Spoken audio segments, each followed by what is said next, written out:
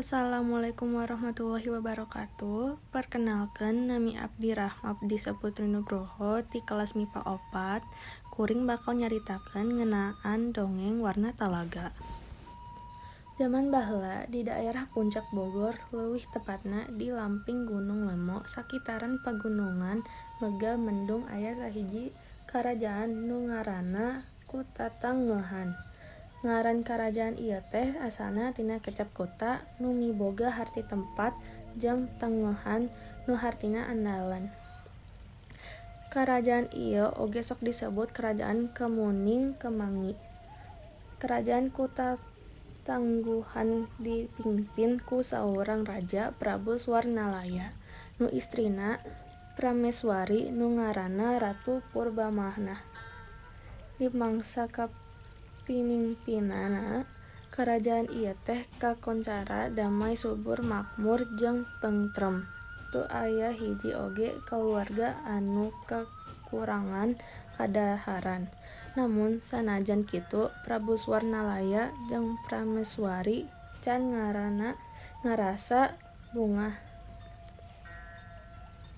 Sabab mangtaun-taun lilana kawin maranehna encan dikaruniaan pun anak, padahal sagala cara geus dilakukeun, saperti nginuman jamu tradisional, nepi ka menta saran ka panasehat karajaan, tapi angger weh teu aya hasilna. Saterusna Sang Raja Swarnalaya mutuskeun pikeun tatapa di goa. Sageus babaraha lilana akirna raja menang hiji wangsit.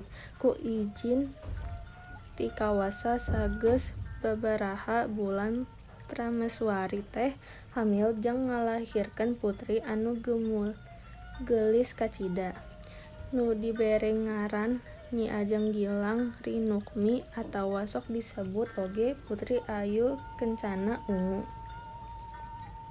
Ku saking nyaahna ka putrina, sagala kahayang diturutkeun kabeh, da puguh anak hiji-hijina. Saparantos putrina rumaja, sang raja ngayakeun pesta jeung meureukkeun hadiah ka mangrupa kalung. Tapi Nyi Ajeng Gilang Rinukmi kalah embungeun narima hadiah eta, malah dipiceun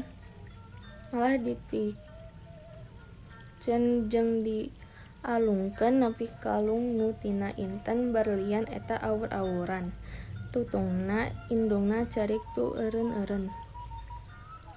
Barengan jeung kitu aya sahiji kajadian di mana aya lini gede ngagoncang jeung kaluar cai tina jero tanah. Dimikir lila mikeun ngagedean nepi ka akhirna ngalelepkeun karajaan Kutatanggeuhan jeung sagala isina. Di jero dasar talaga sok mancarkeun cahya nu warna-warni. Nu ceuk beja mah asalna tina kalung inten berlian kasebat. Nu sabab kitu talaga eta dingaranan Talaga Warna Teh.